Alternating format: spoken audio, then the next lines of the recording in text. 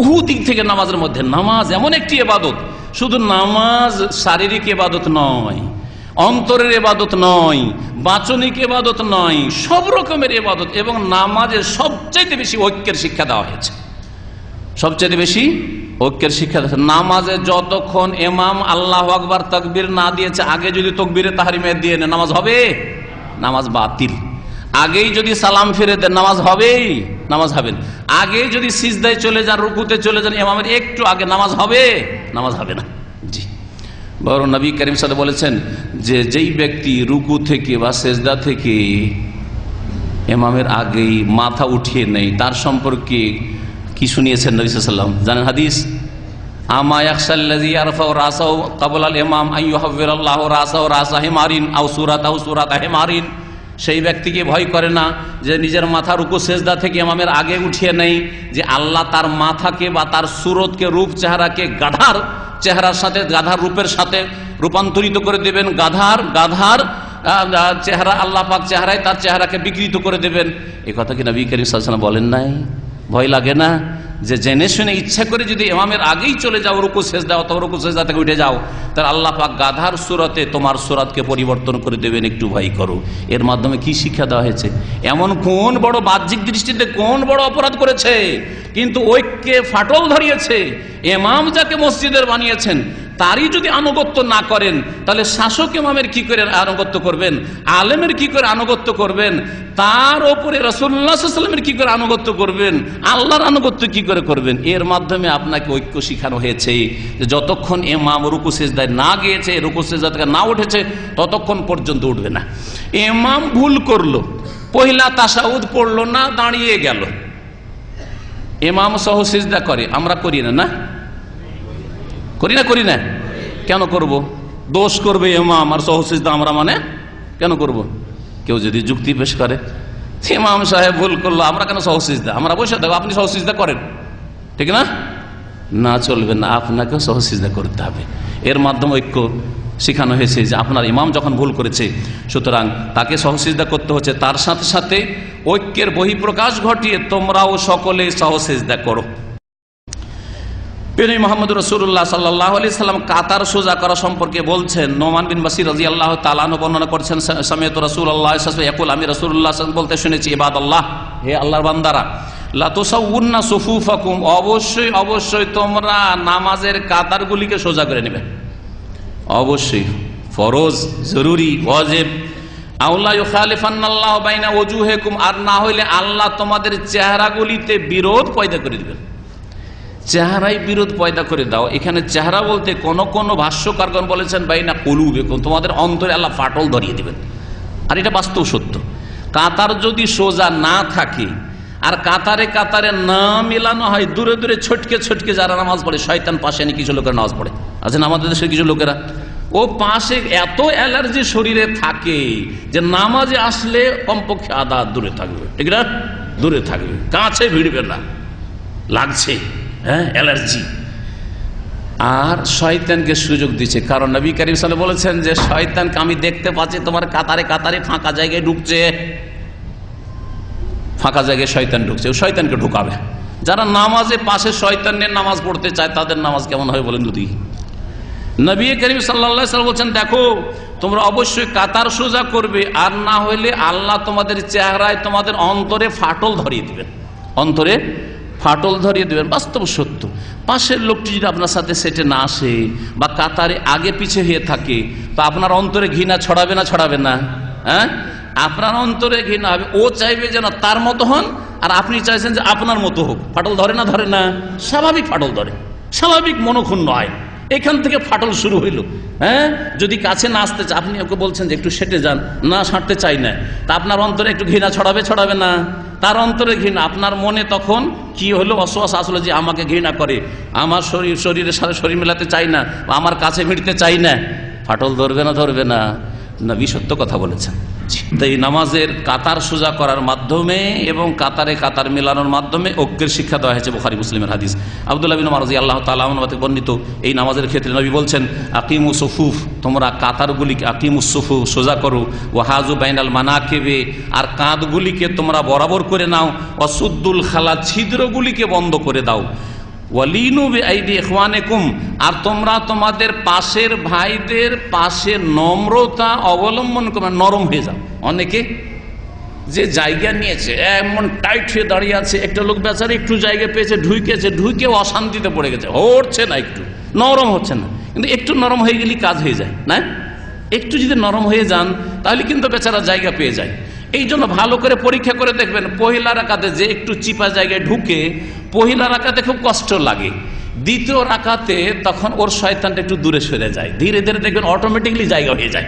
ভালো পরীক্ষিত, কিন্তু জায়গা হয় না জায়গা হয়ে যায়। কোথা থেকে জায়গাটা আসলো? প্রথম যখন ঢুকছিলেন আপনাকে চান্সই দিচ্ছিল না, আরে এমন করে চেপে ধরেছে, হতেই চাইছে না, একটু নরম হতেই চাইছে না। নবীর হাদিস বিরোধী কাজ।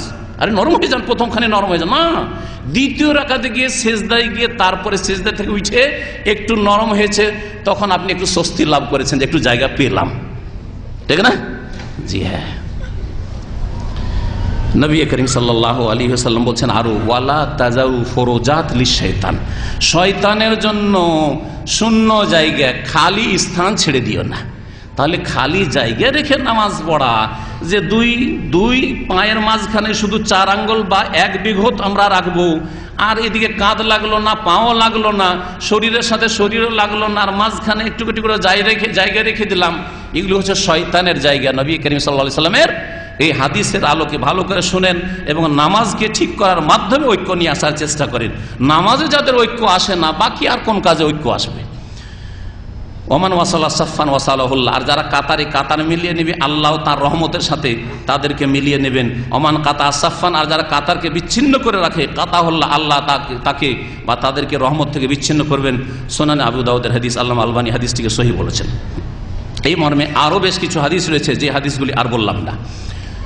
ঐক্য নিয়ে আসতে হবে ইবাদত বন্দেগী, আকীদা, তাওহীদ, সুন্নাত, এগুলি আলোচনার পরে শেষ পয়েন্ট একটি বলবো, সেটা হচ্ছে অন্তর পরিষ্কার রাখার মাধ্যমে। অন্তর পরিষ্কার শিরক থেকে তো হবেই, মুনাফিকি থেকে হবেই, কিন্তু তার সাথে সাথে যে কোনো মুসলিম ভাই বোন সম্পর্কে কোনো কিছু যদি ঘটেও যায়, সে আপনার কাছের রক্তের সম্পর্কের লোক হোক অথবা দূরের লোক হোক, যার সাথে রক্তের সম্পর্ক নেই, অন্তরকে পরিষ্কার রাখার মাধ্যমে ঐক্য নিয়ে আসতে হবে। অন্তরে যদি ভাঙন ধরে থাকে, তাহলে শরীরকে শরীরের সাথে মিলিয়ে কোনো কাজ হবে না, মোয়ানাকা করে কোনো কাজ হবে না, কোলাকলি করে কোনো কাজ হবে না, কোনো কাজ হবে না। পাশাপাশি একসাথেই চাকরি করেন, একসাথে ডিউটি করেন, একসাথে 3 বার করে খাওয়া দাওয়া করেন, তারপরে যদি অন্তরে মিল না থাকে, একই রুমে বাস করেন 10 বছর ধরে, তারপরে অন্তরে ফাটলের কারণে আপনাদের মধ্যে ঐক্য নেই। একই মায়ের পেট থেকে জন্ম নিয়েছেন, একই বাপের হোটেলে খাওয়া দাওয়া করছেন, একই ঘরে বসবাস করছেন, তারপরে ঐক্য যদি অন্তরে না থাকে, তাহলে কখনো একই ঘরে বাস করে এক মায়ের পেটের হয়ে ঐক্য আনা যায় না। এই জন্য সালামাতুল কুলুব, অন্তরকে পরিষ্কার পরিচ্ছন্ন করা, সমস্ত রকমের হিংসা থেকে, বিদ্বেষ থেকে, শত্রুতা থেকে, কলহ থেকে, মনোমালিন্য থেকে, এই রকমের বহু যেগুলো অন্তরের ব্যাধি রয়েছে, অন্তরের ব্যাধি থেকে, আমরাদুল কুলুব, অন্তরের যে শাহওয়াতের ব্যাধি, সংশয়ের ব্যাধি তো আছেই, যেগুলো শিরকের ব্যাধি, মুনাফিকের ব্যাধি, সন্দেহের ব্যাধি ইত্যাদিগুলো তো আছেই, কিন্তু শাহওয়াত, কুপ্রবৃত্তির যে ব্যাধিগুলি রয়েছে, দুনিয়ার স্বার্থকে বড় করার জন্য অন্তর পরিষ্কার হতে চাই না, এতে থেকে অন্তরকে মুক্ত করার মাধ্যমে ঐক্য নিয়ে আসতে হবে। এই মর্মে সূরায়ে শুআরার আয়াত নম্বর 88, 89 আল্লাহ পাক ইরশাদ করেছেন, ইয়াউমা লা ইয়ানফাউ মালুন ওয়ালা বানুন ইল্লা মান আতাল্লাহা বিকলবিন সালিম। স্মরণ করো, আল্লাহ পাক বলছেন যে দেখো ওই দিনকে, যেই দিন না কারো ধন সম্পদ কাজে আসবে, আর না ছেলে মেয়েরা কাজে আসবে, সন্তানরা কাজে আসবে, কিছুই কাজ আসবে না, ধন জন কোনো কিছুই কাজে আসবে না সেই দিনে, কিয়ামতের দিনে। ইল্লা মান আতাল্লাহা বিকলবিন সালিম, তবে কাজে আসবে ওই লোকদের আকীদা, আমল এবং চলাফেরা যারা সুস্থ অন্তর নিয়ে, ব্যাধিমুক্ত অন্তর নিয়ে, কলবে সলিম নিয়ে আল্লাহর সামনে হাজির হবে। কলবে সলিমের আল্লাহ পাক রব্বুল আলামিন প্রশংসা করেছেন। তাহলে কিয়ামতের দিনে একমাত্র আপনার অন্তর যদি সাফ থাকে, শিরক থেকে পরিষ্কার, কুফরি থেকে পরিষ্কার, মুনাফিকি থেকে পরিষ্কার পরিচ্ছন্ন, আপনার কলহ বিবাদ থেকে পরিষ্কার পরিচ্ছন্ন, হিংসা বিদ্বেষ থেকে পরিষ্কার পরিচ্ছন্ন, আপনার শত্রুতা থেকে, যে কোনো দুনিয়ার স্বার্থকে বৃহৎ করে দেখা থেকে পরিষ্কার পরিচ্ছন্ন, এইরকম যদি মুক্ত থাকে অন্তর, তাহলেই সেই অন্তরওয়ালাই সফল কাম হবে কিয়ামতের দিনে। আল্লাহ পাক কোরআন কারীমের এই দুটো আয়াতে বলেছেন। আবু হুরায়রা রাদিয়াল্লাহু তাআলা আনহু থেকে বর্ণিত প্রিয় নবী মুহাম্মদ রাসূলুল্লাহ সাল্লাল্লাহু আলাইহি ওয়াসাল্লাম বলছেন, লা তাহাসাদু, দেখো মুসলিমরা তোমরা কেউ কারো হিংসা করিও না, ওয়ালা তানাজাসু, আর তোমরা দালালি ব্যবসা করিও না। দালালি করলে ঝগড়া লাগে। দালালি করা বুঝেন? হ্যাঁ, গরুর হাটের দালাল বুঝেন না আপনারা? বুঝেন না? এখানে গাড়ির হারাজগুলো, এখানে তো আসার পর হারাজ বুঝছেন, মানে ওই সেকেন্ড হ্যান্ড গাড়ি যেখানে বিক্রি হয় ওখানে খুব দালালি চলে, ওখানে খুব দালালি, সাদা সিধা লোককে ফাঁসিয়ে দিবে। জি, তো এই দালালি হারাম। জি, একটা সাদা সিধা লোক কেনার জন্য যাচ্ছে, সরাসরি যেই ব্যক্তি গাড়ি বিক্রি করছে তার সাথে যদি কথা হয় তো খুব সহজ, কিন্তু মাঝখানে যদি দালাল লেগে যায়, হ্যাঁ, দালাল দিল দাম বাড়িয়ে, আপনি তো দেখলেন যে গাড়িটা তো আমার হাতছাড়া হয়ে যাবে, আসলে ও নিবে না, শুধু বাড়িয়ে দিয়ে হটে গেল আর আপনাকে ফাঁসিয়ে দিল। জি, দালালি করা হারাম শরীয়তে, দালালির রিজিক হারাম, দালালি করতে নবী করিম সাল্লাল্লাহু আলাইহি ওয়াসাল্লাম নিষেধ করেছেন। ওয়ালা তাবাগাদু, তবে দিক নির্দেশনা, কেউ বাজার বুঝে না, কেউ হয়তো গাড়ি সম্পর্কে জানে না বা গরু সম্পর্কে জানে না, কোরবানি খাসি কিনবে জানে না, আপনি ওর সহযোগিতা করলেন আল্লাহ সন্তুষ্টির জন্য আর মুসলিম ভাইয়ের উপকার হিসাবে, সেটা আলাদা। কিন্তু দালালি আপনার ব্যবসা পেশা, এর মাধ্যমে আপনি কমিশন নিচ্ছেন, আপনি এসব কাজ জায়েজ নয়। ওয়ালা তাবা